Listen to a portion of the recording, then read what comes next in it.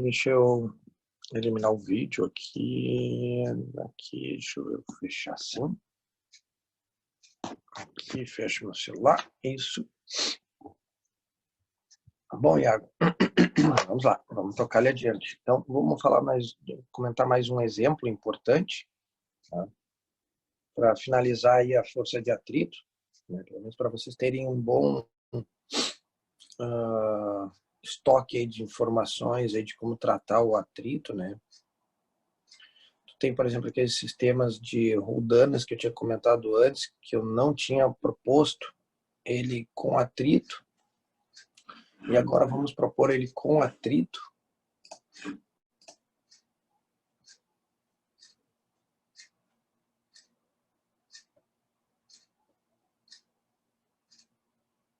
Olá, Tainá, bom dia. Então, vamos imaginar um sistema que eu tenho aqui uma superfície, eu tenho aqui uma corda idealizada com o corpo B suspenso na corda e um corpo A aqui sobre a superfície. De novo, a gente já discutiu esse tipo de sistema, tá? Mas a gente não discutiu ele com a introdução do atrito, né? Então, eu vou fazer alguns comentários rápidos, né? Porque a gente já sinalizou como é que esses sistemas funcionam, só que, porém, sem atrito, né? O atrito não interferindo no sistema.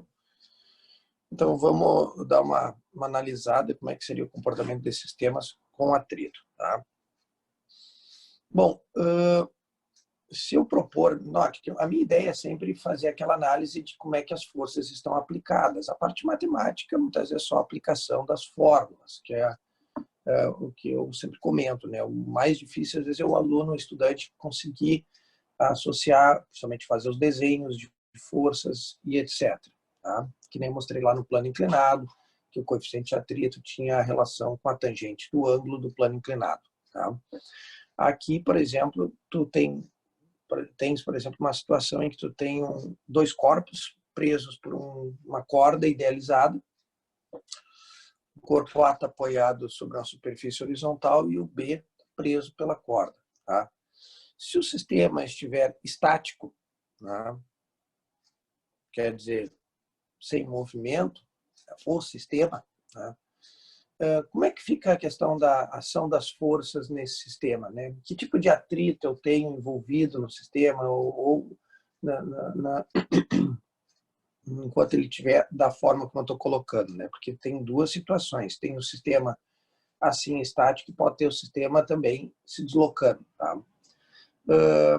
No caso aqui no sistema, as forças envolvidas nos corpos são a força peso no corpo B, nós temos a peso do corpo A, nós temos a reação normal ou anormal, tá? Lá sobre o corpo A, temos a tração ou a tensora aqui, tá? Temos a tensora também sobre o A ali, e temos a força de atrito.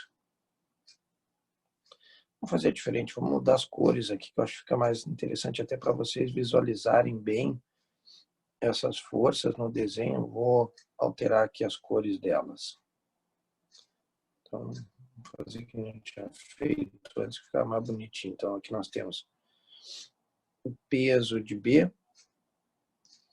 a tensora, aqui a tensora também, aqui o peso de A, aqui a normal e aqui a força de atrito. Tá? Note pelo conceito que a gente havia discutido anteriormente, né, a tendência de deslizamento desse bloco A é para a direita. Então, se a gente sempre tem dúvida para onde aponta o atrito, você elimina o atrito. Bom, se não existe atrito nesse sistema, o bloco A é puxado para a direita. Ótimo. Então, se ele está parado, o atrito é contrário a essa tendência. Tá? Então, o atrito tem que estar para a esquerda para impedir que ele deslize. Tá? E se eu quiser saber como é que fica a questão da força de atrito, né? Como é que ela se comporta? Como é que eu calculo o valor da força de atrito? Se eu quisesse, por exemplo, determinar que valor ela teria, a gente tem que avaliar que em ambos os corpos, já que o sistema está em repouso, a resultante das forças é igual a zero. Então, em qualquer corpo ali, isso aqui se consolida, né? Em função do não deslizamento, meu sistema está em repouso, então a força resultante é igual a zero. Tá? Então, eu posso concluir, por exemplo, que o peso do corpo B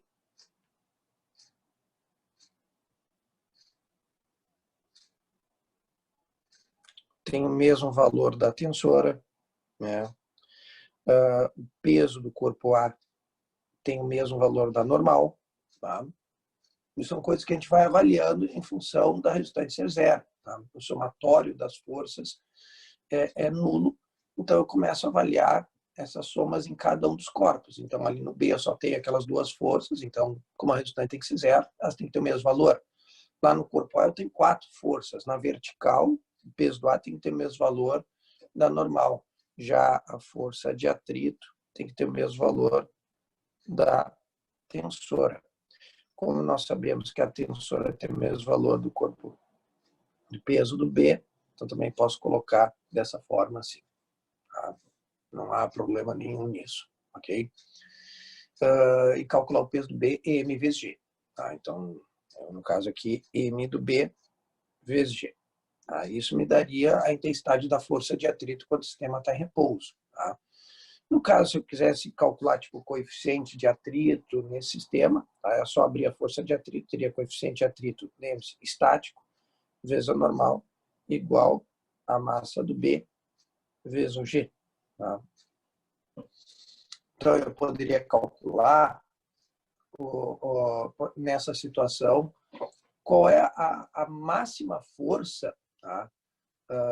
Que eu poderia, qual é a máxima força? Qual é a carga máxima que eu poderia colocar naquele corpo B para o sistema não entrar em movimento? Bom, se eu respondesse esse tipo de pergunta, essa força que eu estou calculando aqui é a força de atrito estático máxima. Isso você tem que tomar cuidado. Tá? Essa força de atrito estático máxima.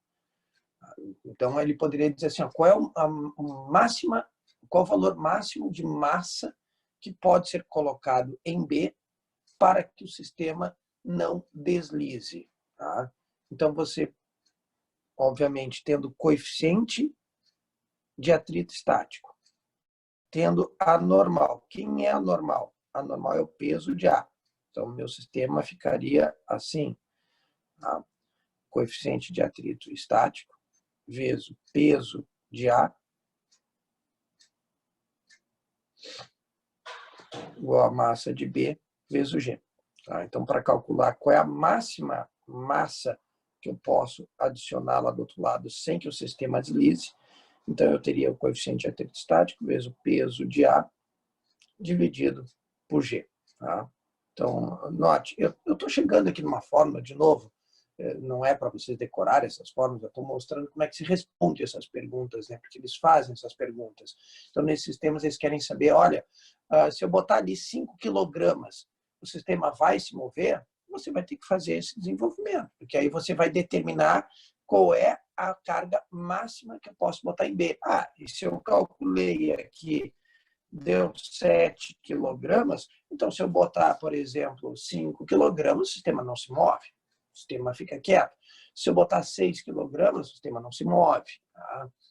Então, isso me permite, quando o sistema está estático, né, responder esse tipo de pergunta, que vocês vão encontrar, por exemplo, na lista. Na lista, eles têm questões desse tipo, desses sistemas, em que eles propõem esse tipo de análise. Aí o aluno, às vezes, em cada afirmação, eles dizem uma coisa, se botar 4 quilogramas, o sistema começa a deslizar, ou se botar 8 quilogramas, o sistema está deslizando. Tá? Então, se a gente calcula a máxima massa que tu pode colocar nesse sistema a ponto que ele não deslize, tu tem que lembrar que tu está pensando sempre na força de atrito estático máxima, que está aqui.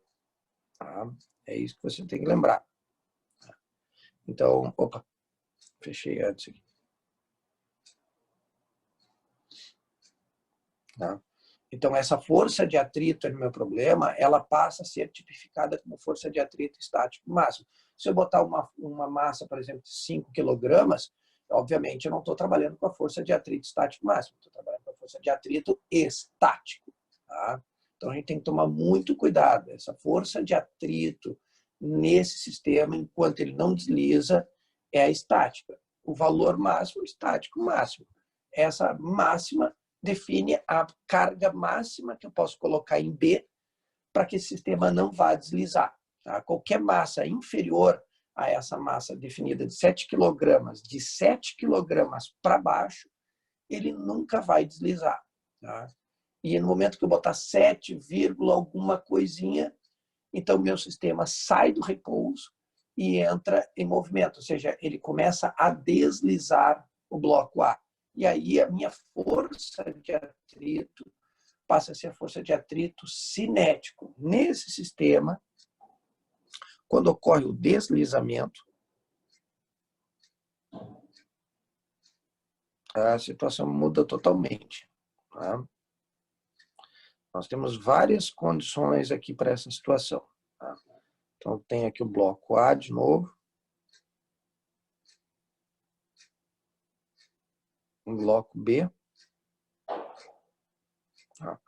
E agora, por exemplo, há atrito na superfície em que o A está apoiado. Tá? Existe atrito, mas o sistema se move com aceleração constante. Tá? Então, há uma aceleração nesse sistema, o sistema está se movendo nesse sentido aqui.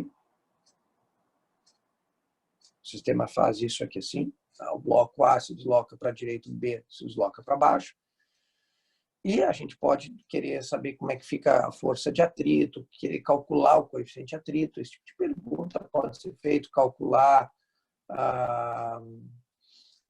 digamos aí, o peso de B. Existem várias perguntas que podem ser feitas. De novo, todas elas sempre passam pela análise das forças que estão atuando no sistema. No momento que você não faz o desenho das forças, logicamente fica tudo um pouco mais complicado. Então, sempre partindo do pressuposto. Bom, se o sistema agora é um sistema dinâmico, então ele está em movimento, vamos desenhar as forças então que estão atuando sobre esses corpos, já que aqui a minha força resultante é diferente de zero, tem que lembrar disso. Então eu tenho aqui o peso de B, a tração ou a tensora. Tá? Aqui também eu tenho a tensora. Logicamente é um sistema que está apoiado sobre uma superfície que possui atrito, então força de atrito.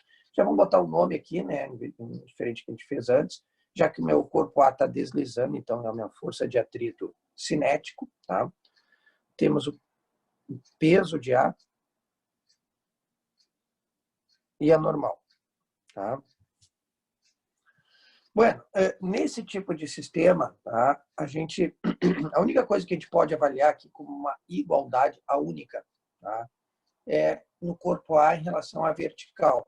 O peso do A tem o mesmo valor do normal. É a única igualdade que nós temos aqui entre duas forças. Tá?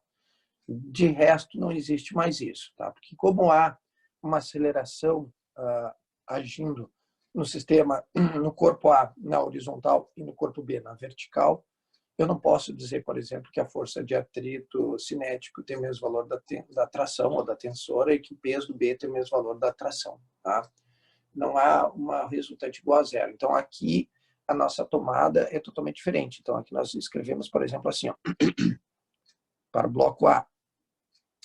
A força resultante no bloco A vai ser a tração, já que eu vou pegar sempre em relação ao sentido de movimento. Então, se o bloco A está sendo puxado para a direita, quer dizer que a tensora tem que ser maior que a força de atrito em função dele possuir aceleração. Tá? Lembre-se disso. Ó. Tá? Há uma aceleração atuando sobre o bloco A. Tá?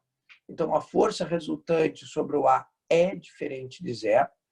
E essa força resultante tem que estar apontada na mesma direção, no mesmo sentido da aceleração. Então, como ele ganha velocidade em direção em sentido para a direita, a tua força resultante tem que estar também no mesmo sentido que está a aceleração.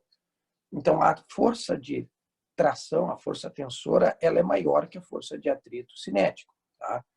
E como os vetores estão em sentidos opostos, a gente faz um menos o outro. Tá? É isso que a gente aprende como se calcula a resultante de dois vetores que estão em sentidos opostos. E essa resultante, então lembre-se, isso aqui é a força resultante sobre o bloco A. Tá? Então, se isso é o FR, então isso aqui é a massa do A vezes a aceleração do sistema. Tá? Então, o que está escrito nessa expressão é força resultante igual a massa vezes a aceleração. Como eu estou olhando em específico para o bloco A, então eu analiso a força resultante sobre o A, que é a tensora menos o atrito, igual a massa do bloco A vezes a aceleração. Essa aceleração, vocês não precisam se preocupar, que ela não é do A, ela é do sistema.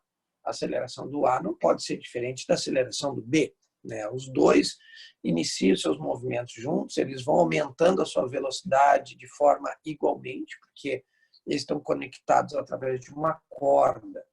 Então, não existe a possibilidade de um estar mais acelerado que o outro. Tá? Então, tem que tomar cuidado com isso. Já para o bloco B, tá? Nós temos que o peso agora é quem está orientado no sentido da aceleração. Então, o peso do B é maior que a tensora. Então, nós vamos ter peso do B menos a tensora igual a massa do B vezes a aceleração. Isso aqui, para quem está bom em matemática, é um sistema de equações. Tá? De novo, esses sistemas com esses blocos aí ligados por cordas, ligados em faces, não adianta, você não se foge, é sempre do mesmo jeito. A gente acaba sempre caindo em sistemas de equações. Tá? A gente soma as duas equações, né? Porque quem já está percebendo aí, a soma dessas duas equações elimina aqui a nossa tensora. Tá? E aí o meu sistema fica peso do B menos a força de atrito cinético igual a soma das massas vezes a aceleração. Então, aqui, nesse tipo de situação, a gente, por exemplo, pode determinar o valor da aceleração do sistema. É uma das perguntas que eles gostam de fazer. Quanto vale a aceleração com que o sistema se desloca? Tá? Então, tu vai ter o peso do B menos a força de atrito cinético. Se não tivesse a força de atrito cinético, provavelmente ele te daria o coeficiente de atrito. Então, a gente poderia até abrir aqui, ó, tá? Teria aqui o coeficiente de atrito cinético vezes a normal. Quem é a normal? O peso do A. Está escrito aqui em cima. Tá? Então, isso aqui dividido por MA mais MB. Nossa, professor, que horror, que fórmula imensa. Isso não é uma fórmula que tu vai decorar, isso é uma fórmula que tu vai ter que deduzir. Para cada problema, essa fórmula pode mudar. Né? Eu estou ensinando vocês a pensarem como vocês procedem nesses problemas. Isso aqui é só um exemplo. Não dá para chegar àquela conclusão, professor, então os problemas vão ser sempre assim, né? Não, claro que não. Existe uma variação imensa que a gente pode. Eu não vou discutir todas as variações. Eu estou dando exemplo de como vocês pensam, como é que vocês pensarão. Tá? E aí vocês vão montando a equação, você tem que sempre analisar as forças. Observe que todo o equacionamento que é feito é em cima, primeiro, de você desenhar as forças no sistema, analisar a resultante do sistema, saber se o sistema está em repouso ou ele está em movimento. Se ele está em movimento, é um movimento com velocidade constante? Bom, se é um movimento com velocidade constante, ele é igual a esse aqui. Ele não tem diferença. Tá? Então, o aluno que está ligado, parado ou em MRU, tá? A força resultante é zero. Ou seja, tu chega na mesma conclusão que tu tem anteriormente, tu tem aqui. Tá?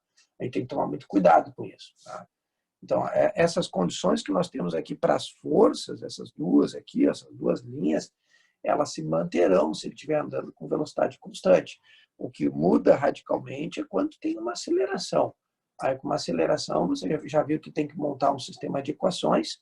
Né? Você vai determinar a aceleração, que é uma das coisas que ele vai solicitar, na presença também da força de atrito.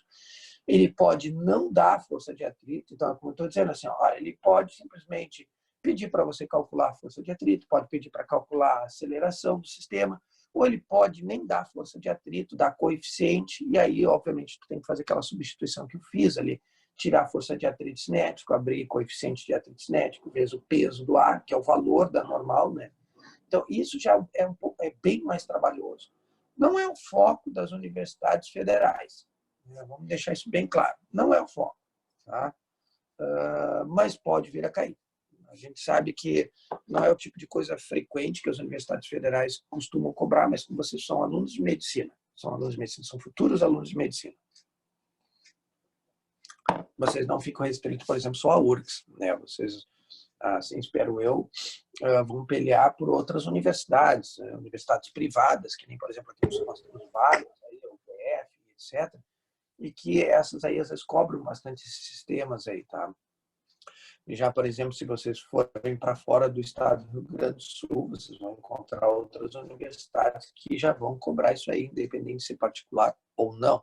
Nós temos a CAF aí também, tem a UFSC que pode também cobrar, né? Então, o importante é entender como eu penso para montar a equação. Essa é a regra, tá? No momento que você pensa, tá, eu entendi, tem que estar desenhando as forças, tem que estar analisando a conta. Sempre a gente parte dessa parte inicial aqui. Oh, droga. Essa análise aqui. Ué? Ah, tá. Essa análise aqui. Como é que está a força resultante? É ela que define esse equilíbrio ou não das forças.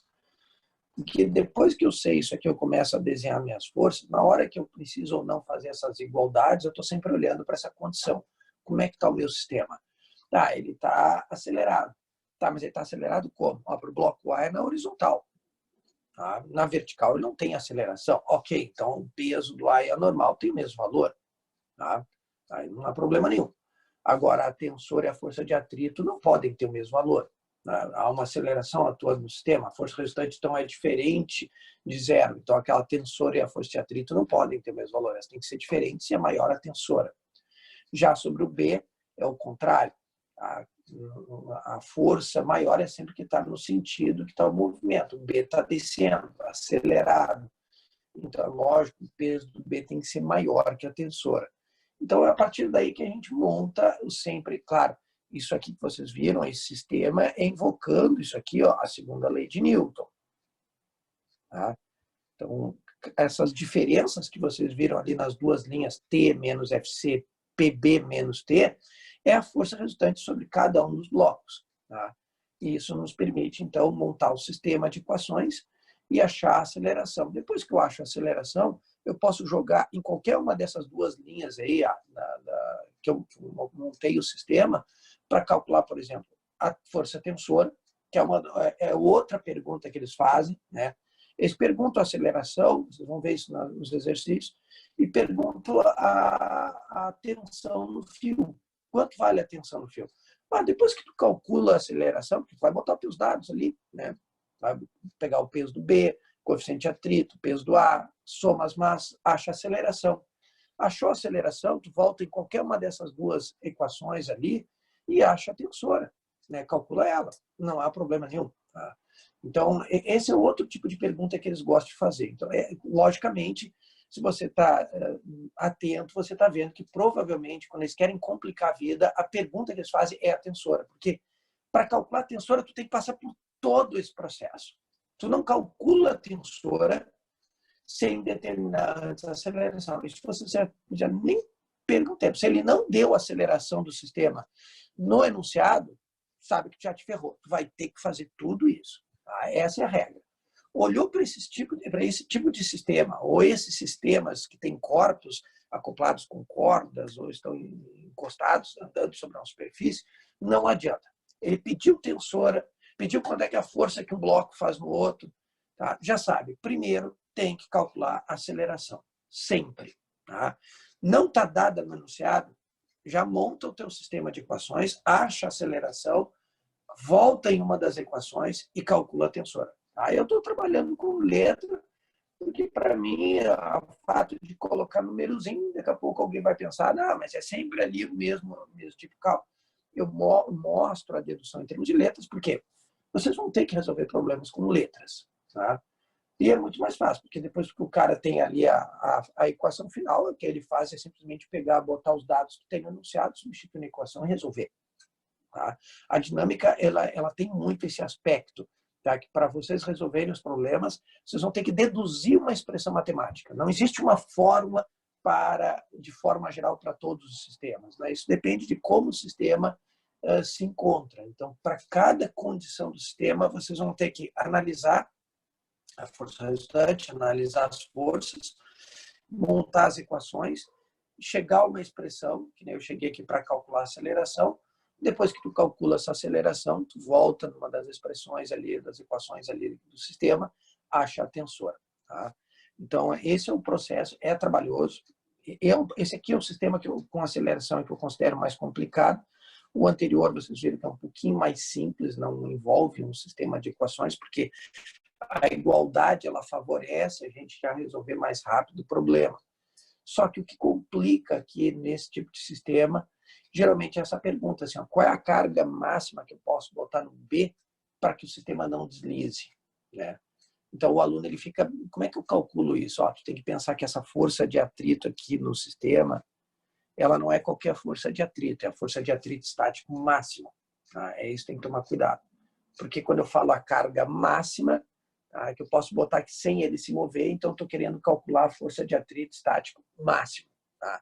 Ou ele pode dizer assim, ó, se eu botar 5 kg em B, o sistema continua em repouso, calcule a força de atrito estático máximo. Tu não precisa calcular o coeficiente normal, tu calcula, tu não abre isso aqui que está aqui colocado. Isso aqui tu não precisa abrir.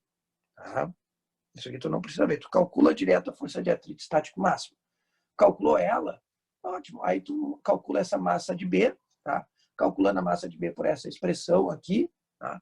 Você tem a massa máxima que tu pode botar em B e confrontar com a afirmação. Se a nossa máxima massa é 7 kg, ele diz que pode colocar 5 e não existe movimento, está correto? Não tem problema. Até 7 kg, tu pode colocar sem haver o deslizamento. Tá? Então, essa é a interpretação nesses sistemas. Tá? Esse sistema, obviamente, não tem esse tipo de pergunta, porque ele já está deslizando, tá? Ele já está em movimento, o sistema. Então, ele não vai perguntar qual é a carga máxima, ele pergunta lá no outro, enquanto ele não se move. Aqui, as perguntas possíveis são sempre aceleração do sistema, tensão na corda, né? É outra pergunta que eles sempre fazem, que é, como eu disse, é mais difícil, porque é a mais trabalhosa. Então, depois de determinar essa aceleração, tu teria que jogar o resultado nessa equação ou nessa equação para achar a tensora na corda. Tá? Então, a tensora na corda, uma vez calculada, lá no A ela vai ser maior que a força de atrito, no B ela é menor que o peso do B. Deixa eu ver se tem mais alguma coisa aqui que eu preciso falar para vocês aqui. Se alguém quiser perguntar alguma coisa, pode tacar ficha aí, pessoal.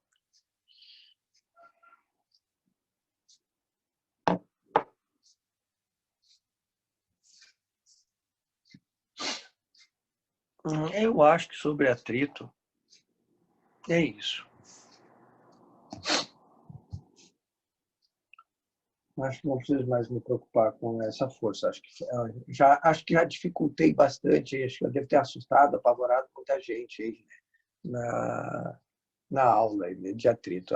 Realmente, essa é uma força assim, que ela tem muito pano para manga. Né? Vocês vão ter que aprender a lidar bastante com a força de atrito, com todas essas condições bizarras que ela tem de aparecer, desaparecer, de às vezes ela própria está em sentido oposto ao movimento do objeto, às vezes está no mesmo sentido. Né? Questão, por exemplo, que nem dos automóveis, que eu falei para vocês, você tem um automóvel que se desloca sobre uma rodovia, tá? Você deve tomar muito cuidado que nos automóveis, tá? Existe uma coisa chamada de tração nos automóveis. Tá? Um veículo que se move com velocidade constante,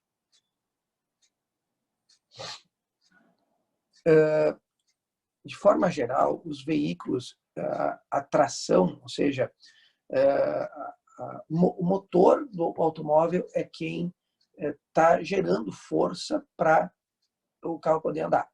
Tá? E o motor ele vai fazer com que as rodas empurrem o solo para trás. Mas, e aí o solo empurra o carro para frente, que é a força de atrito. Tá? Porém, existe um problema. O motor dos carros, em sua grande maioria, ele tem a sua tração que nós chamamos de 4x2. Tá? Droga.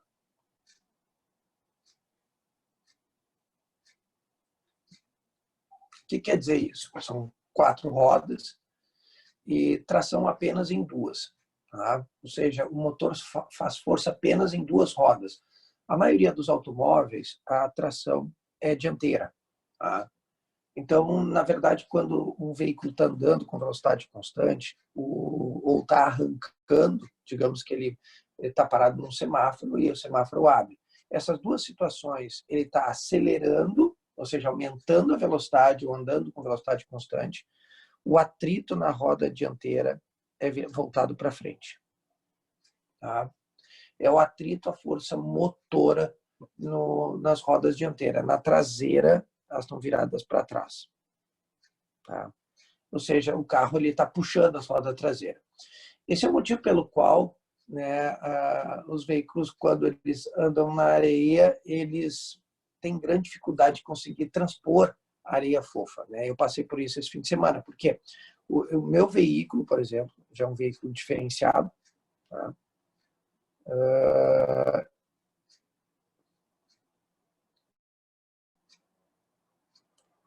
Ele é um veículo off-road, então ele é um veículo que ele tem essa tração 4x2, mas também tem a famosa 4x4. Então, quando o meu veículo está na 4x2, ele é que nem Fuca Kombi, a tração é apenas na roda traseira, nas rodas traseiras. Tá? O Fuca é assim, o Chevette é assim, a Kombi é assim, a tração deles é na roda traseira. Bom, o motivo disso é que eles têm um motor localizado aqui atrás. Tá? Então, é lógico que é muito mais fácil quando tem um motor localizado na parte traseira, tirando o Chevette.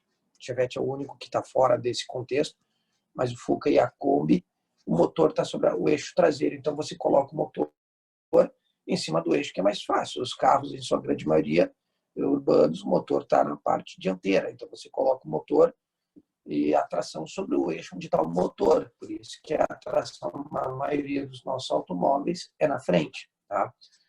No meu caso, quando eu estou com 4x2, eu tenho a força de atrito na roda traseira apontada para frente, na roda dianteira para trás. Quando eu engato 4x4, as 4 rodas, tá, têm a força de atrito orientada para frente.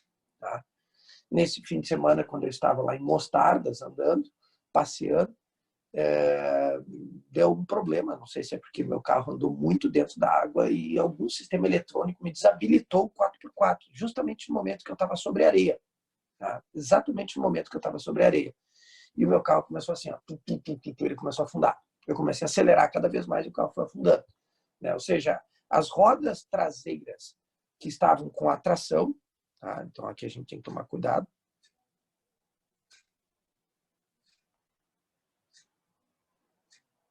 Elas queriam empurrar o carro para frente, mas as rodas dianteiras, elas não tinham tração e o atrito, obviamente, não queria que elas andassem. Então, é muito interessante, porque você observa na fotografia, você vê as rodas traseiras enterradas, as dianteiras não. As dianteiras não querem sair do lugar. Tu está andando em cima da areia, tu vai diminuindo a velocidade, para sair dali com 4x2 é muito mais difícil. Tá? No meu caso, tiveram que me puxar para poder sair dali, senão eu não sairia dali. Tá? Então, o veículo ele tem todo esse jogo de força de atrito. Por exemplo, enquanto o meu carro está no 4x2, a distribuição de forças é essa.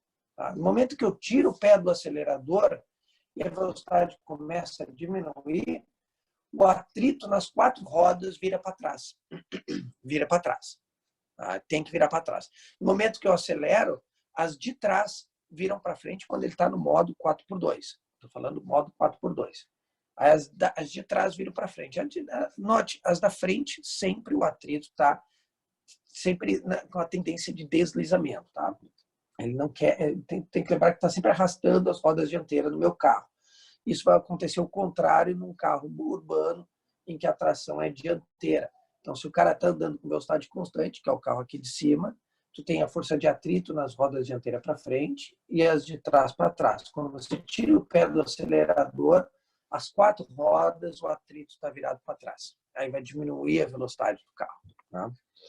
Então, o cuidado com o automóvel, porque o sistema de tração ele pode alterar as forças de atrito nas rodas. Isso também é importante você saber. Embora muitas vezes pensam assim, mas isso parece um problema agora de eu vou ter que estar virando piloto para saber isso. Claro, não precisa virar piloto, mas você tem que saber isso no vestibular. São coisas práticas, são coisas que a gente, na verdade, em algum momento a gente quer ter na nossa vida, que é carro. Então é importante entender como é que funciona o atrito ou a própria bicicleta. Quando você está pedalando, andando com velocidade constante ou velocidade crescente, a roda que tem a tração é a roda traseira. Então, o atrito na roda traseira é para frente, já a dianteira é para trás. Quando você para de pedalar e deixa a bicicleta fluindo, as 2 rodas têm o atrito virado para trás. É a mesma coisa que o carro que a gente está falando aí, que equivale ao meu ali, que é o que tem a tração na roda traseira. Tá? Então, a bicicleta ela funciona assim. Então, se a gente para pensar, todo aluno ele deveria ter um dia uma bicicleta para andar, então ele também deveria saber como é que funciona o sistema da bicicleta, que a gente já discutiu, por exemplo, as engrenagens, as trocas de marcha e etc.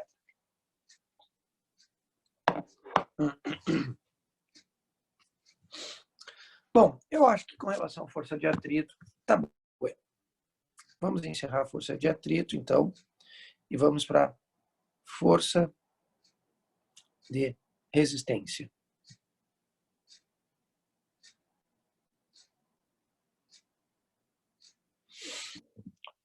Bom, então vamos agora entrar num outro tipo de força, totalmente diferente da força de atrito. Tá? A força de resistência, em primeiro lugar, é uma força que atua em fluidos. Tá? Essa é a primeira regra que você deve observar, é que essa é uma força que age quando um corpo está em movimento. Então, observe, essa força não atua, a força de resistência, vamos chamar assim, ó, F, Fzinho, tá? A força de resistência, ela é 0 se a velocidade do corpo é 0. Ou seja, se o corpo não se move em relação ao fluido, essa força não atua. Tá? Essa é a primeira regra. Você vê que o atrito não é assim. Se o corpo estiver apoiado sobre uma superfície, ele pode ter força de atrito atuando e pode não ter força de atrito atuando. Essa força não. A força de resistência não atua num corpo que está em repouso em relação ao fluido. Tá? A gente tem que tomar muito cuidado. Ela não vai atuar. Ela só atua, ela só é presente quando o corpo possui movimento em relação ao fluido. Tá? Então, o corpo tem que se mover em relação ao fluido. E essa aqui vocês podem dizer, ela é sempre contrária ao movimento do objeto. Então, se tu tem um corpo se deslocando, a força de resistência ela está sempre em sentido oposto ao movimento do corpo. Então, essa aqui ela tem o comportamento da tua força de atrito que o teu coração queria.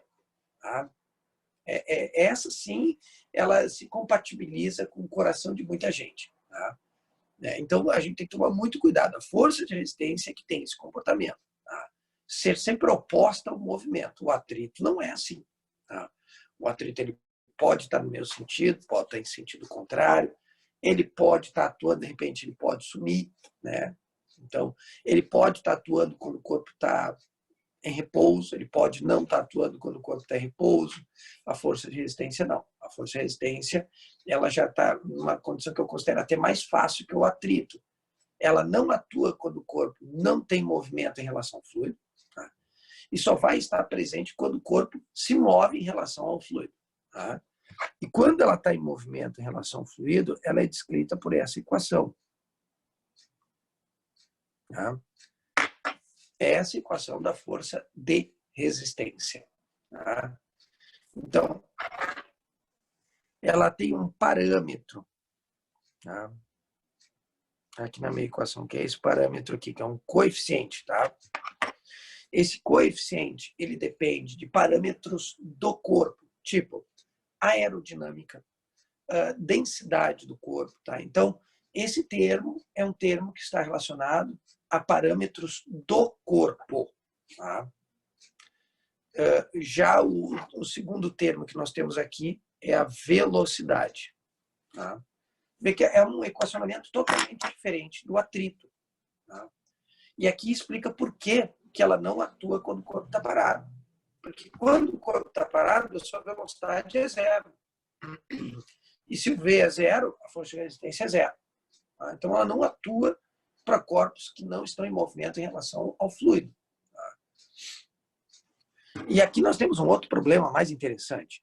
Essa força de resistência ela é diretamente proporcional à velocidade. Né? E observe, então, ela é variável. E assim como ela pode ser constante. Se a tua velocidade é constante, ela tem um valor constante, mas se a tua velocidade mudar, ela também vai mudar. No atrito cinético, isso não acontece. Por isso que eu estou dizendo, você tem que tomar muito cuidado para não fazer confusão com as duas forças, a de atrito e a de resistência. Quando tu tem um bloco deslizando sobre uma superfície, tu tem uma força de atrito cinético fixa. Fixa. Tá? Ela não se altera.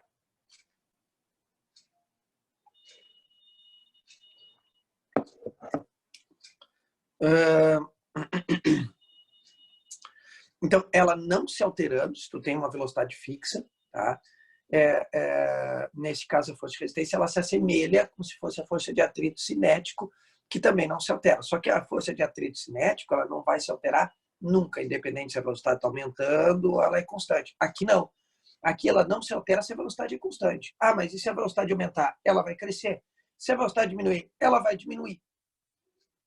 Tá? Então, tu vê que o problema aqui é um pouquinho mais complexo. A gente tem que tomar muito cuidado. Tá? Então, essa é uma força extremamente variável. Tá? E ela está atrelada à velocidade e parâmetros do corpo.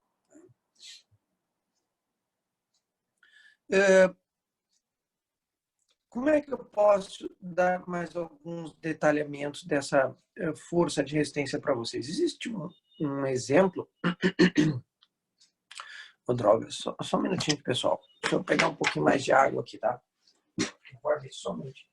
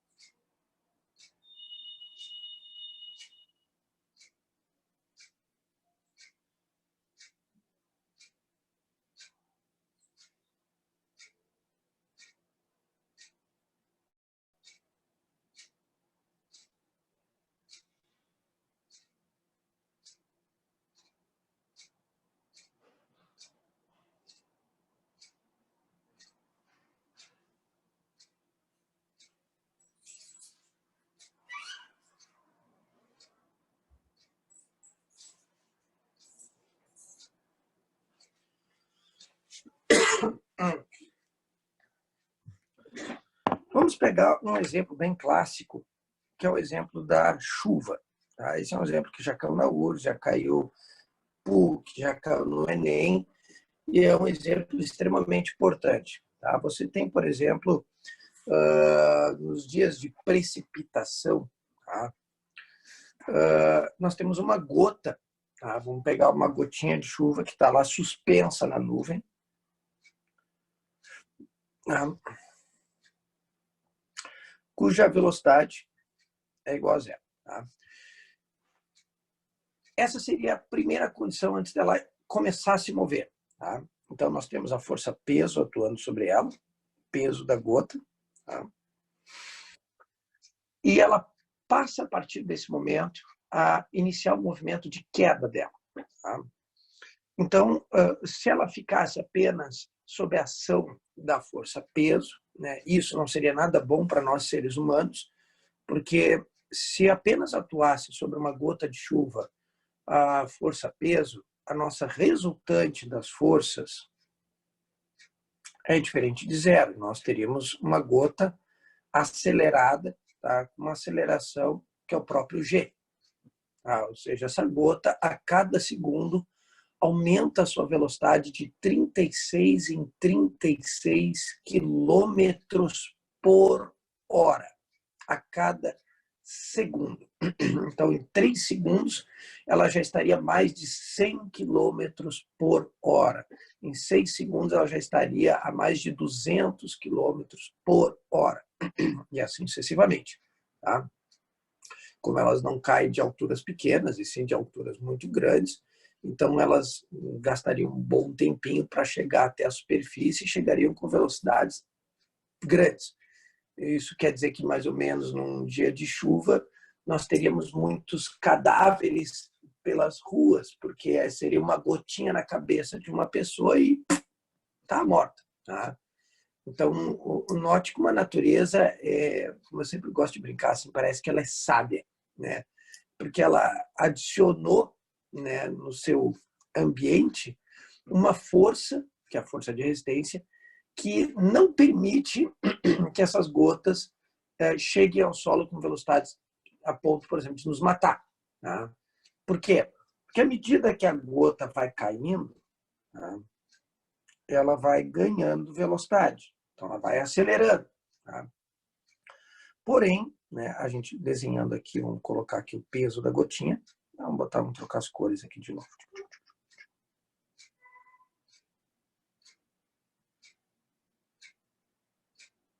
Aqui está o peso da gotinha. O peso da gota não muda. Vamos considerar que a massa dela se mantém inalterada. Mas, ao mesmo tempo, quando ela começa a se mover, a tal da querida da força de resistência, ela aparece, tá? Apontada para cima, como eu desenhei ali, mas pequenininha. Tá? Enquanto ela é pequenininha, tá, a minha força resultante é diferente de zero. Tá? Então, na verdade, a velocidade da gota está crescendo. Tá? Porque nós temos uma aceleração voltada para baixo, a velocidade para baixo, então ambas crescem. Só que há um problema aqui, tá? À medida que a gota vai andando, tá? Vai se deslocando, a sua velocidade vai crescendo cada vez mais, tá? A força de resistência vai ficando cada vez maior.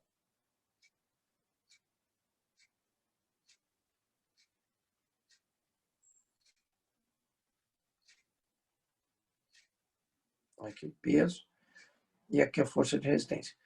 Quando a força de resistência, tá, ela vai crescendo, vai aumentando, e ela atingir um valor, e esse valor da força de resistência for igual ao peso, tá, então a gente já sabe, por consequência, invocando a primeira lei de Newton, né, porque são apenas duas forças que estão atuantes em cima da gota, né, que estão atuando em cima da gota. Então, no momento que essa força de resistência vai crescendo, mas por que ela vai crescendo? Porque a velocidade da gota vai aumentando. Então, quando esse V vai crescendo, a força de resistência também cresce. Então, imagine que a gota estava parada e como ela está sob a ação da força-peso, ela começa a ser, então, acelerada e, à medida que ela é acelerada, a velocidade dela vai aumentando e aí, consequentemente, essa força vai crescendo. E ela vai crescendo até atingir o mesmo valor do peso da gota, quando, então, a força resultante é igual a zero. Aqui você deve tomar cuidado. Aqui tem armadilha. Tá? Quando isso acontece, ou seja, quando a força de resistência tem o mesmo valor da força-peso, nas provas de vestibulares, eles tendem a dizer que a gota para. A gota parou. Né? Essa é uma afirmação que provavelmente vai estar lá nas alternativas. E vai ter aluno que, obviamente, vai marcar isso, porque o aluno ele tem na cabeça dele sempre a condição mais simples de entender. Qual é a condição mais simples de entender? Que é quando a força resultante é zero, o corpo está parado. É muito mais difícil para o aluno assumir, aceitar e compreender que a força resultante ser zero tem duas situações. Ou ele está andando com velocidade constante ou ele está parado. E como ele já estava acelerando, com velocidade crescendo, e chega um determinado momento onde a força resultante é zero, a velocidade não pula de um valor de velocidade para zero. A partir desse momento, a velocidade da gota é constante. Tá? Então, a velocidade dela vinha aumentando, depois ela não variou mais. Ela passa a ser constante. Tá? É isso que passa a acontecer daí para frente. Tá? O cuidado que você deve ter é que nessa etapa onde a velocidade está aumentando, que é essa etapa daqui até aqui, tá? No instante antes de atingir a força resultante igual a zero, tá? Esses intervalos anteriores de tempo, tá? A gota ela possuía aceleração, tá? Diferente de zero. Mas qual era o comportamento da aceleração? Ah, professor, ela é constante. Não. Nesse intervalo de tempo aí que ela está acelerando, aumentando a velocidade, a aceleração não é constante. Portanto, em hipótese alguma, vocês podem marcar que o movimento que a gota faz até atingir o MRU é um MRUV. Tá? Então, vou repetir de novo.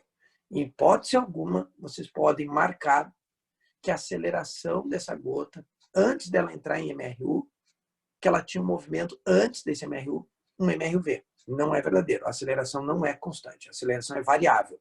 Como a gente conclui isso? Montando a expressão matemática nesses intervalos anteriores. Tá? Deixa eu tirar isso daqui. Então, no instante inicial, a aceleração tem um valor igual a G. Tá? Isso é verdadeiro. No instante inicial, porque não tem força de resistência atuando nela. Tá? Então, a aceleração é igual a G. Mas depois, a coisa não é assim. A força resultante é o peso da gota menos a força de resistência igual a massa da gota vezes a aceleração que a gota tem. Tá? Então, a sua aceleração inicial é G. Então, essa aceleração aqui, no início é G. Mas, quando aparece, claro, no início não tem a força de resistência. Mas, quando surge a força de resistência, ela vai crescendo. A força de resistência cresce. E, portanto, essa diferença entre peso e força de resistência, ela tende a zero. Ela tende a zero, essa diferença. Por quê? Porque cada instante que vai passando, a força de resistência vai crescendo até que ela se torne com o mesmo valor da força peso da gota. Ou seja, que tu vai sair dessa diferença para cá. Ó. Então, para vir da diferença de P menos F sendo diferente de zero para uma força resultante igual a zero, quer dizer que essa diferença está ficando cada vez menor. E se a força resultante, portanto, está diminuindo, a aceleração acompanha a força resultante. Ela também tem que diminuir. Então, nesse sistema da gota de chuva, tu não tens um MRV. É da mesma forma. Da mesma forma, cachorro, não faz diferença. O paraquedas não tem diferença da gota, a não ser momento que tu aciona o paraquedas, que aí tu tem um sistema um pouco mais radicalizado ali, porque quando o paraquedista salta, é isso aí que está acontecendo. Quando ele abre, o que tu tem, na verdade, é uma força de resistência bem maior ainda. Tá? Ela aumenta mais ainda, porque aquele termo ali, ó, na equação, esse termo aqui, o coeficiente, ele vai se alterar. A gente pode discutir um pouquinho sobre o paraquedista, tá? Antes e depois de abrir o paraquedas, tá? Quando o paraquedista salta de uma aeronave, primeiro que a gente costuma ouvir os caras dizendo que é um salto em queda livre, né? Como a gente já sabe que essas pessoas que estão na mídia não sabem muito do que eles falam, isso é quase uma regra, né? Eles falam uma quantidade de bobagem absurda uma atrás da outra. Então, dizer que um cara que salta de uma aeronave faz um salto em queda livre. Porra, não tem como o cara fazer um salto em queda livre. Né? Ele está saltando na presença do ar. Queda livre é na ausência do ar. Só teve 2 casos no planeta que foi feito queda livre. Tá? Foram 2 pessoas que fizeram isso. Tá? Uma delas foi feita há poucos anos atrás, que a empresa Red Bull patrocinou essa experiência. O cara foi na estratosfera, né? O cara foi levado por uma cápsula com balão de hélio até a estratosfera. Tá? Então, ali, ele tinha que estar com traje de astronauta, porque ali não existe ar. Vocês podem procurar isso no YouTube, é muito bacana. É chamado Red Bull Stratos. Tá? Vocês podem ver ali tem todo o projeto, vocês podem ver só o salto, vai ver no vídeo que tu quer ver. É muito bacana. E o cara em determinado momento assim ele se larga, tem as câmeras tudo registrando o cara na cápsula, muito bacana. E naqueles primeiros instantes de queda desse cara, é realmente uma queda livre. Tá? Mas ele rapidamente já chega na atmosfera, então já deixa de ser queda livre. Tá? Nenhum corpo que cai na presença do ar é queda livre. Tá? Ou seja, o cara apenas faz um salto. É só isso. É um salto, não é queda livre. Portanto, quando o paraquedista pula, tá, de uma aeronave, né, ou pula de um viaduto, pula, que é o que eles chamam de base jump também, né, que é o outro esporte que mata muita gente, né, porque base jump dá muita merda. Né? E o problema do base jump em relação ao paraquedismo é que tu tem uma altura muito menor. E os caras, por exemplo, já vão, quem já viu, né, os caras já vão com paraquedinha pequenininho, porque o paraquedas ele funciona assim, ó. Quando você salta de um avião, você puxa uma cordinha e um pequeno paraquedas, ele se abre. E o ar atinge ele, exercendo força, que é a de resistência. Vai puxar esse paraquedas pequenininho e ele vai, obviamente, puxar o paraquedas que está na mochila, que se abre. Tá? Na Lua, por exemplo, isso não tem como acontecer, porque como não tem ar, se tu pular, tu vai cair indo acelerado em direção ao solo. Morre. Né? No caso do base jump, que é diferente do paraquedismo, você não tem um intervalo de tempo para esperar aquele paraquedas pequenininho, puxar o paraquedas e abrir. Então você já vem com ele na mão e solta ele, expondo ele ao ar, então ele puxa e abre rapidamente o paraquedas. Às vezes não abre. Às vezes o troço dá cocô. Né? E aí o cara morre. Então, no caso do paraquedista, quando ele salta, é o mesmo comportamento da gota. Tá? Ou seja, você vai caindo, a sua velocidade vai aumentando, a força-peso da pessoa não se altera, mas a força de resistência vai crescendo. Tá? Isso é o mesmo que acontece, e aí a gente pode entender, né, que para nós, né, em relação à gota, a diferença está no peso. O peso da gota é bem pequenininho. Tá? Qual é a consequência de nós para o peso da gota? A velocidade terminal.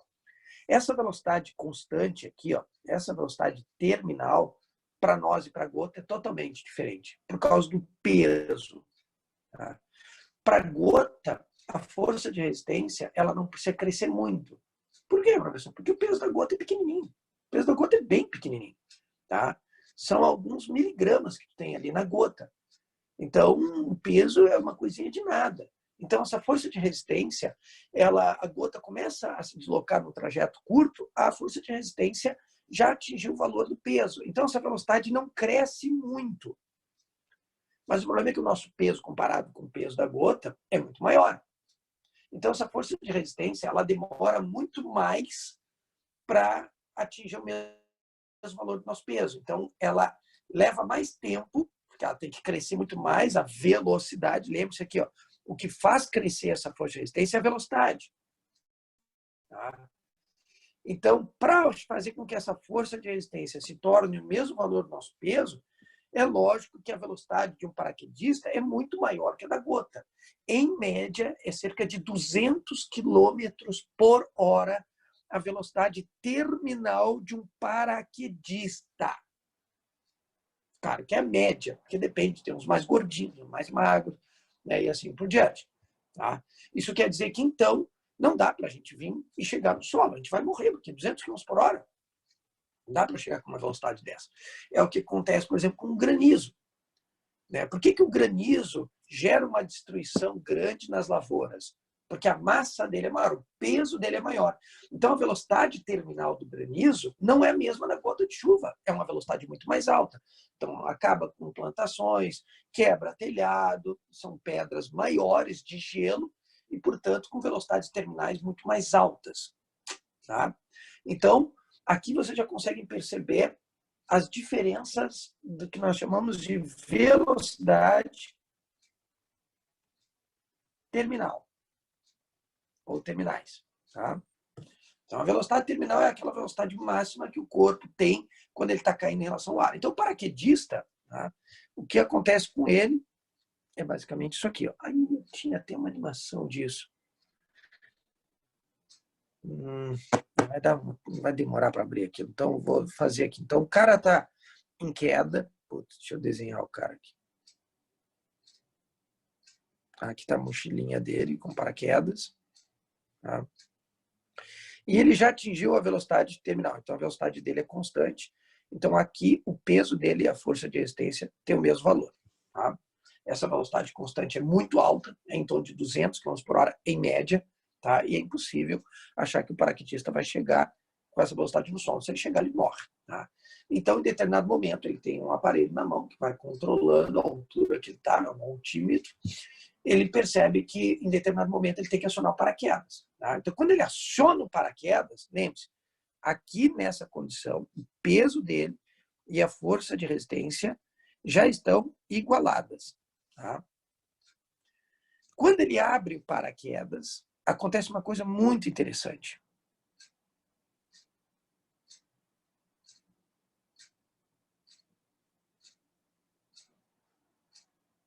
Tá, aqui o paraquedas dele. Tá? Aberto. Quando abre o paraquedas, eu vou voltar nessa tela. Esse termo aqui muda. Tá? Esse termo aqui sofre uma mudança radical. Eu tinha dito para vocês que esse termo ele refere-se à densidade do corpo e parâmetro também que envolve a aerodinâmica do corpo. E quando você abre o paraquedas, o que você alterou da queda do paraquedista? A aerodinâmica dele. A aerodinâmica dele ficou horrorosa. Não é a aerodinâmica que proporciona ele atingir grandes velocidades. Na verdade, quando você abre o paraquedas, o que você está fazendo é impondo um freio muito grande. E fazendo, então, que aquela força de resistência ela aumente, porque esse termo aqui, ó, esse coeficiente, muda aumentando drasticamente. Ele cresce absurdamente. Então, como esse termo aumenta, então note, ó, antes da abertura do paraquedas, a força de resistência tinha o mesmo valor do peso. Quando ele abre o paraquedas, aquele coeficiente cresce, portanto, a força de resistência aumenta mais do que ela era antes. Tá? Ela fica maior do que o peso. O que a maioria dos alunos responde? Ó, se cair isso no vestibular, vocês podem dar gargalhada, porque a maioria das pessoas vai responder isso. Quando abrir o paraquedas, o que acontece com o paraquedista? A resposta das pessoas, ele sobe. Ele sobe. Né? Ou seja, isso, seria uma maravilha se isso acontecesse. Né? Você pula de um prédio, abre o paraquedas, você sobe. Você não vai cair nunca no chão, você sobe. Você vira um foguete, porque abriu o paraquedas. Ou seja, a maioria das pessoas tem na cabeça um mundo que não existe. Né? Por isso que as leis de Newton são muito tristes. Porque quem não entende as leis de Newton nunca vai entender o mundo que vive. Essa é a pura verdade. Já um cara que entende as leis de Newton, ele entende o mundo, como ele funciona. Esse mundo macroscópico dessas coisas que estão acontecendo à nossa volta, que nós visualizamos, é muito fácil de compreender se tu entender as leis de Newton. É muito difícil de entender, né? Ou pelo menos tu pensa que entende, né? Se tu não entender as leis de Newton. Porque, na verdade, o que vai acontecer aqui, nessa situação, é que nós temos uma força resultante diferente de zero e apontada para onde? Para cima. A consequência é que nós temos uma aceleração diferente de zero e apontada para onde? Para cima. Então, minha força resultante e aceleração estão voltadas para cima, enquanto a velocidade desse paraquedista, que era de 200 km por hora, o vetor velocidade está para baixo. Se nós temos a aceleração para cima e a velocidade para baixo, nós temos dois em sentidos opostos. Qual é a consequência disso? É o cara subir? Claro que não. É a velocidade diminuir. É a velocidade diminuir. A velocidade vai decair. Então, o meu V, a velocidade nessa situação, cai. Qual é a consequência da velocidade cair? Volta lá para a tela inicial. Se a tua velocidade diminui, qual é a consequência que nós temos? A força de resistência diminuir. Tá? Olha o mecanismo de funcionamento disso. É um movimento retardado, exatamente. Tá? Eu não me preocupo muito com isso. Isso é uma denominação que aqui na URGS o pessoal não usa. Isso aí em outras universidades o pessoal usa. Aqui na Universidade Federal eles não fazem esse tipo de pergunta, né? Não é o tipo de tópico deles. Eles vão perguntar muito mais o mecanismo de funcionamento dessas coisas, que é o que poucos entendem, do que preocupar-se muito com essas denominações de retardado, progressivo, retrógrado. Tá? Isso eles não é o foco das universidades federais, tá? Mas está correto, né? Está certíssimo. Ou seja, é um movimento retardado, ou seja, a velocidade vai diminuir, a consequência é a força de resistência. Então, se o meu V diminui, a força de resistência diminui. Então, aquela força de resistência que era maior que o peso gera uma desaceleração. E, de novo, cuidado, vai gerar uma aceleração que vai fazer diminuir a velocidade, mas uma aceleração que também não é constante. Tá? Porque essa força de resistência ela vai voltar a diminuir. Então, de novo, nós vamos recair nessa situação aqui, ó, nessa equação que está aqui em cima. Tá?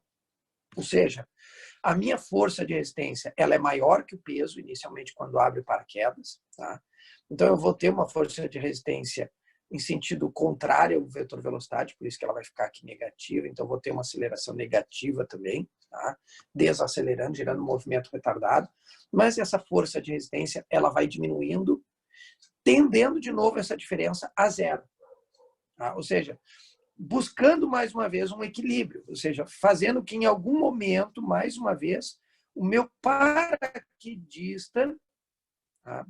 O meu paraquedista com paraquedas aberto esteja numa condição de velocidade constante. Tá?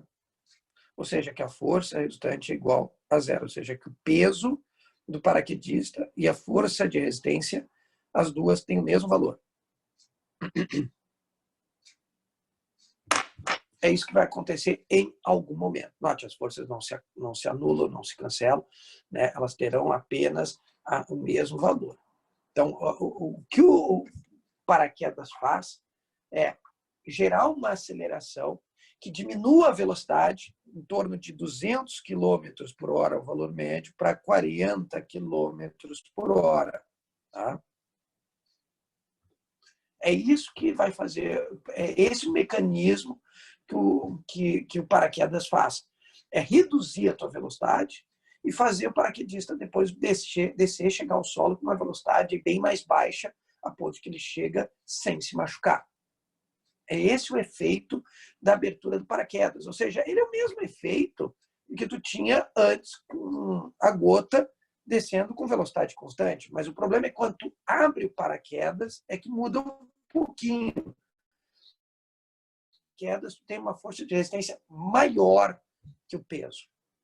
E aí tu gera uma desaceleração que diminui a velocidade do paraquedista. E a consequência é diminuir a força de resistência até ela ficar igual de novo ao peso do paraquedista. E aí, quando isso acontece, tu tem uma resultante igual a zero, uma velocidade terminal mais baixa, tá? Ela vai ficar menor, e aí a consequência é que o cara pode chegar sem ter risco de morrer na superfície. Então,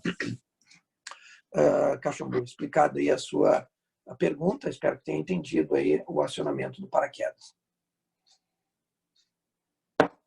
Tá? Então, essa é a condição que nós temos aí na queda dos corpos, na presença do ar. Nos automóveis, é legal, né? Note que as provas de vestibulares, tá, eles abordam esse tema não de forma quantitativa, mas de qualitativa, de forma que o aluno compreenda como é que essas forças estão atuando. Tá? Que isso é extremamente difícil. Primeiro, porque os professores não discutem isso com os alunos. É raríssimo ver um aluno que chega no pré-vestibular que diz que estudou a força de resistência na escola. Tá? E ela não é o tipo de força simples de entender, porque tu tem, às vezes, muitas variáveis ali mudando, que nem vocês acabaram de ver. Nessa expressão aqui, no momento da abertura do paraquedista, tu tem o coeficiente sendo alterado, tá? E tem depois a velocidade sendo alterada. Então, note, tu tem o coeficiente que cresce, então a força de resistência cresce muito rápido, tá? E depois a velocidade do cara vai diminuindo, aí vai fazer a tua força de resistência diminuir também, tá? Até ela se igualar à força peso, de novo, e a resultado virar zero. Então, é um tipo de problema abstrato para o cara imaginar muito difícil, de nível muito alto. Tá? Quem está prestando atenção nisso e está achando isso complicado, realmente, eu concordo contigo, é muito complicado mesmo. Esse não é o tipo de problema que um aluno faz assim, pô, isso aqui é só isso. Não. Esse é um tipo de problema que tu tem que pensar muito. Note que a dinâmica ela tem muito essa característica de você pensar nas forças, que forças estão atuando, como essas forças estão atuando, que comportamento elas têm uma em relação à outra, né, para poder entender como é que se encontra o movimento. Ou seja, tu nunca pode responder como é que está o movimento do corpo sem pensar primeiro que forças estão atuando, se essas forças estão ou não em equilíbrio no sistema, tá?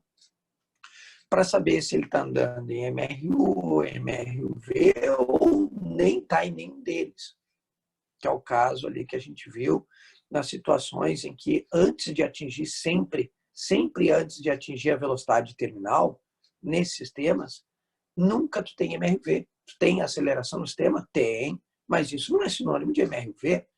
Esses exemplos de atrito, de força e resistência, eles são muito bons para desconectar aquela ideia que o aluno tem na cabeça. A maioria dos estudantes sempre pensa assim, ó, se tem aceleração, é MRV. Né? E isso é um raciocínio muito perigoso, gente. Tá? Que vocês devem tomar muito cuidado. Ter aceleração não implica MRV. Mesmo que tu diga, tá, eu sei, tem um MCU. Não, mas mesmo que ele ande em linha reta, não é obrigado ele executar um MRV. O MRV tem que lembrar que a aceleração obrigatoriamente tem que ser constante. E às vezes o pessoal não avalia isso. O pessoal simplesmente sabe, tem aceleração do sistema, tem MRV. Então a gente tem que tomar muito cuidado. MRV é só se e somente se a aceleração for constante. E nessas situações que a gente está vendo, a aceleração, em nenhum momento ela é constante. Tá? É claro que, pode ser algumas, vão pedir para vocês fazerem cálculo disso, porque vocês não sabem calcular com acelerações variáveis em módulo. Tá?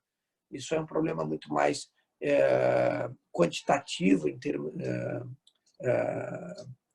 termos de análise, ou seja, a gente apenas pergunta como é que está se comportando a velocidade, como é que está se comportando as forças de resistência, a força resultante, como é que ela está se comportando, ou seja, o cara tem que estar analisando, abriu paraquedas, tá?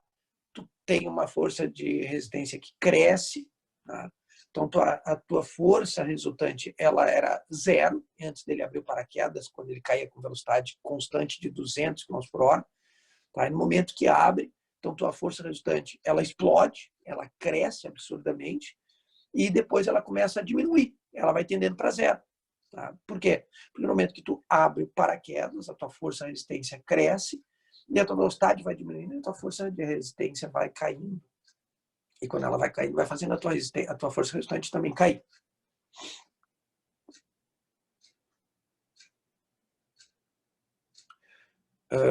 Se um corpo está em MRUV, a questão pergunta se ele está em movimento uniforme, está errado. Pelo amor, não dá, né? Como é que eu vou dizer que um objeto está em MRV e o movimento é uniforme? MRV não é um movimento uniforme, é um movimento uniformemente, não é a mesma coisa. Cuidado. Tá? Movimentos uniformes, nós temos o MRU e o MCU. Esses são movimentos uniformes. MRV é um movimento uniformemente. Uniformemente não é a mesma coisa que uniforme. Então, tem que cuidar disso. Tá? Não é a mesma coisa. Tá? Então, movimento uniforme, nós temos o movimento circular uniforme, nós temos o movimento retilíneo uniforme. O MRV é um movimento uniformemente variado. Eu não me lembro de ter visto questões falando sobre isso. Aqui no Sul é muito pouco provável que eles façam esse tipo de pergunta. Eu acho um tipo de pergunta, vamos usar um termo meio punk, assim, mas é uma pergunta babaca, né? É um tipo de pergunta apenas de qualificação de movimento, né, Paulo? Não é o tipo de pergunta que a Federal aqui no Sul se propõe a fazer para vocês. né? É muito difícil isso aí aparecer aqui, tá? Pode aparecer talvez para São Paulo, mais para cima, e até pode aparecer. Mas aqui no Sul é muito pouco provável eles perguntarem esse tipo de coisa. Tá? Então tem que tomar muito cuidado. Movimentos uniformes, nós temos 2. Uniformemente variado, nós temos 1, que é o MRUV. Tá? Eu não sei baseado em que questão que tu está vendo isso, como é que a questão está propondo isso, né? Aí depois, se tu quiser me mandar aí a questão para analisar isso, posso ver para ti também, tá? Exatamente. A gente tem que tomar muito cuidado com isso. Ah, cara, porque a ideia, exatamente, e a gente tem esse hábito, né, Paulo, de puxar sempre o movimento, falar o movimento uniforme e sempre associar o MRU. E o MCU é um movimento, assim, que, por incrível que pareça, as pessoas têm grandes problemas com ele em termos de definições. Tanto é que eu sempre deixo claro para vocês assim, o MCU é um movimento que tu tem velocidade variável, tem aceleração variável. Tá? E assim mesmo ele é um movimento uniforme. Tá? E ele tem aceleração que varia e tem velocidade que varia. Tá? No MRU a velocidade não varia e não tem aceleração. No MRUV tu tem velocidade que varia e aceleração constante. Mas no MCU tu tem uma velocidade variável e tem uma aceleração variável. Mas o detalhe é que os seus módulos são constantes. Os valores são constantes. Então, tem que tomar muito cuidado com isso, porque nós temos uma tipificação. Eu não digo que ela é muito grande, né, Paulo? Nós não temos uma gama tão grande de movimentos, são só 3. São só 3. Sabe? E esses 3, sabe, é extremamente importante que vocês entendam bem as características desses 3. É tão pouca teoria que a cinemática detém em relação a outros conteúdos que tem muito mais teoria, que é extremamente pesada a teoria. A gente estuda, por exemplo, a termodinâmica, é um horror de teoria que põe em cima e muito abstrata. Mas lembre-se, a cinemática só tem 3 movimentos babacas. Babacas. Porque a teoria deles é bem pequenininha, por isso que eu chamo de babaca, porque é coisinha simples que tem que guardar. Um que a velocidade é constante, o outro que a velocidade não é constante, a aceleração é constante, e o outro que a velocidade não é constante, a aceleração não é constante, mas os seus valores são constantes. Então é isso que tu tem que ter na cabeça. E o único que tu tem aceleração constante não é uniforme. Não é uniforme. É assim que tu tem que tipificar. Tem que fazer essas classificações. Anotem isso, sabe? Coloquem isso no papel, sabe? Não deixe isso tão desconectado, essa comparação entre os 3. Essa pergunta do Paulo é extremamente importante, sabe? Para que vocês tenham essas tipificações claras na cabeça, porque dentro da dinâmica, tá? Toda hora a gente está analisando essa pergunta. Como é que está o movimento do corpo? Como é que está o corpo? Ele está parado? Ele está em movimento? Se ele está em movimento, ele tem aceleração ou não tem aceleração? Se ele tem aceleração, essa aceleração é constante ou não é constante? Então, note que essas 2 últimas matérias, a força de resistência e a força de atrito, a gente está discutindo algo que, para muitos, provavelmente, aqui é novo, que é discutir movimentos cuja aceleração ela é variável em modo que o valor da aceleração está aumentando ou está diminuindo, e isso não é simples de ser avaliado, isso é extremamente complexo. Vocês vão ver na lista quando aparecer as questões, com gráficos também. Tá? Que sempre com gráfico é sempre um estresse maior, mas eu não posso deixar de propor vocês aprenderem a analisar com gráfico, que também é mais difícil. Eu acredito que a dinâmica vai ter muito mais gente me perguntando as questões, porque vai sentir essa necessidade, vai encontrar essa dificuldade. Isso é natural. Tá? Isso é natural. As questões elas vão aparecer muito mais, às vezes, como um aprendizado para vocês, que vocês vão acabar achando, nunca teria pensado nisso, eu teria caído nessa armadilha. Isso é extremamente natural. Tá? De nada, Paulo. Eu agradeço pela pergunta. Né? Pergunta extremamente oportuna, vamos dizer assim. Não é o tipo de pergunta, como eu falei, que aqui no Sul eles vão explorar. Mas, como eu estou dando aula para um aluno que faz vestibular em tudo que é canto, né, eu sempre tenho essa preocupação. Aqui na URGS, que eu sei que tem alguns aqui que vão ficar restritos a Enem e URGS, né? e não vão se preocupar com isso. Então, que bom, professor, nem vou dar bola para esse tipo de coisa, de detalhamento aí, né, que nem o Paulo ali perguntou.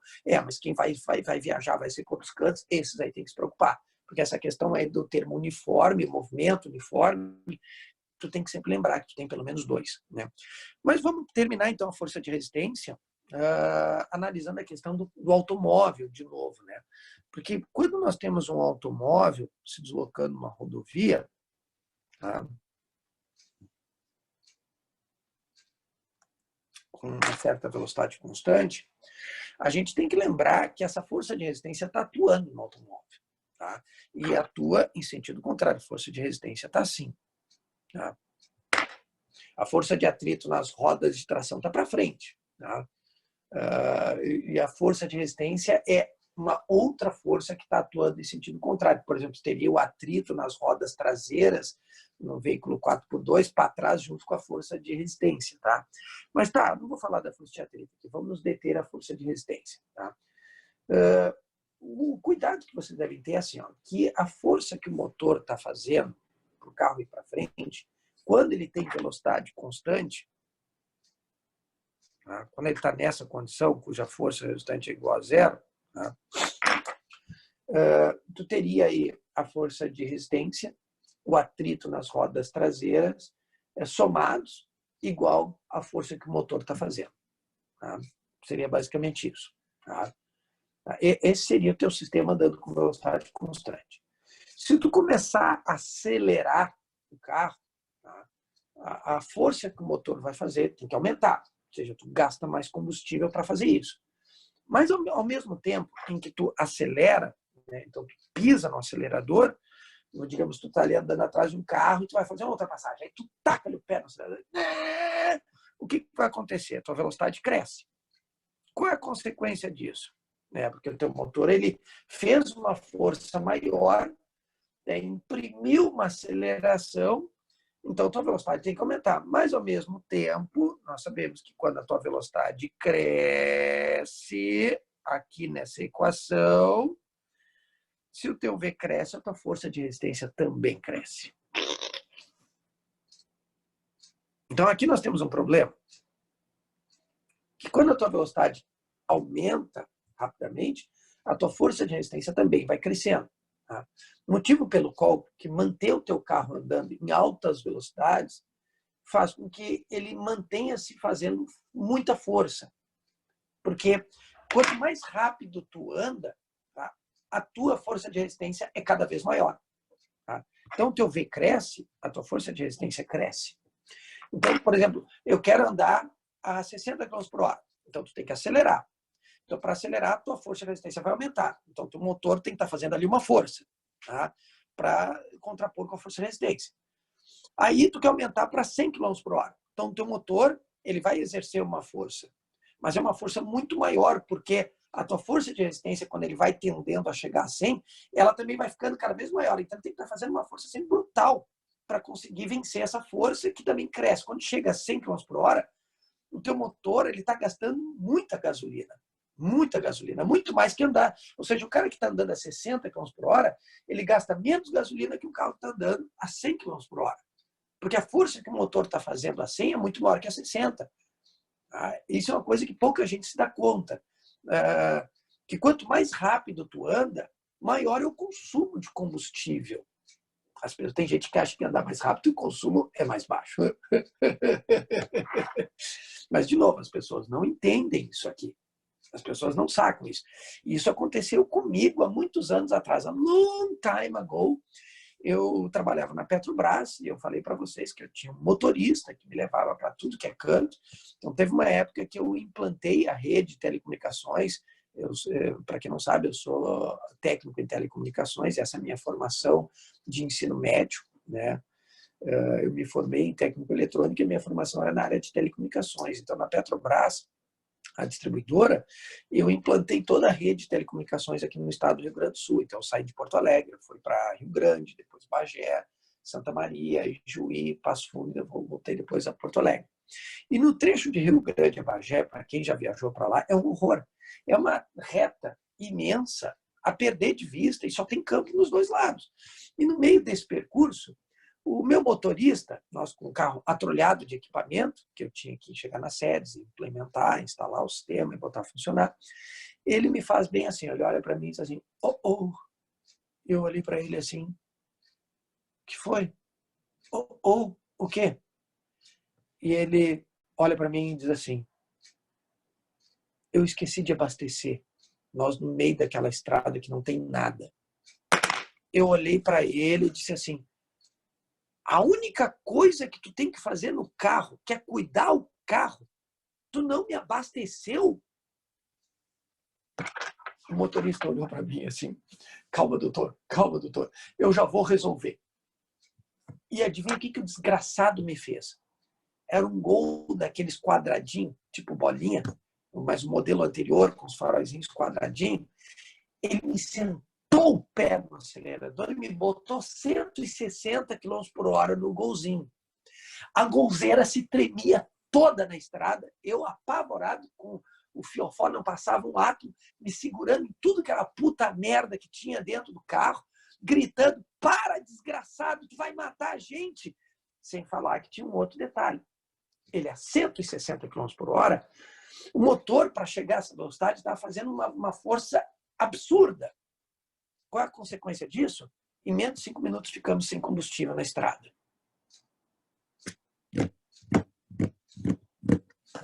Burro. Esse é um motorista burro. Não sabe como um carro funciona.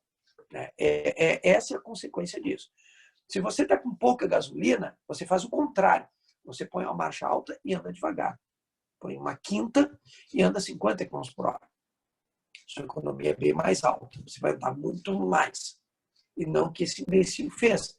Ele me deixou na rua, né? Ficamos sem combustível e a gente teve que ir de carona. Eu, né? Ele não quis sair do carro.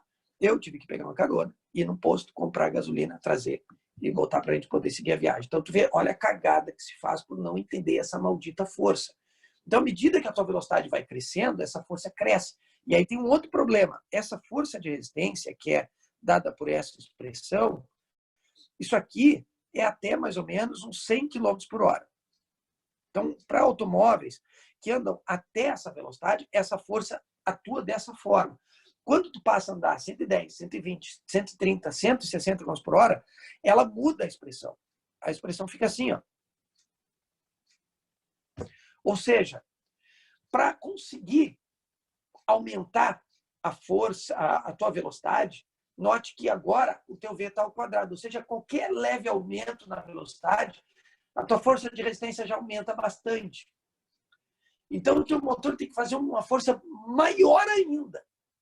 Então, para velocidades acima de 100 km/h, a tua força de resistência ela cresce muito mais rápido que antes. Então, o teu motor ele gasta muito mais combustível. Os veículos de Fórmula 1, que andam a velocidades acima de 200 km/h, aqui tu pode botar aí até 200 km/h, tá? Eles andam a 300 km/h, a força de resistência acima disso, de 200 km/h, ela já está num patamar assim, ó.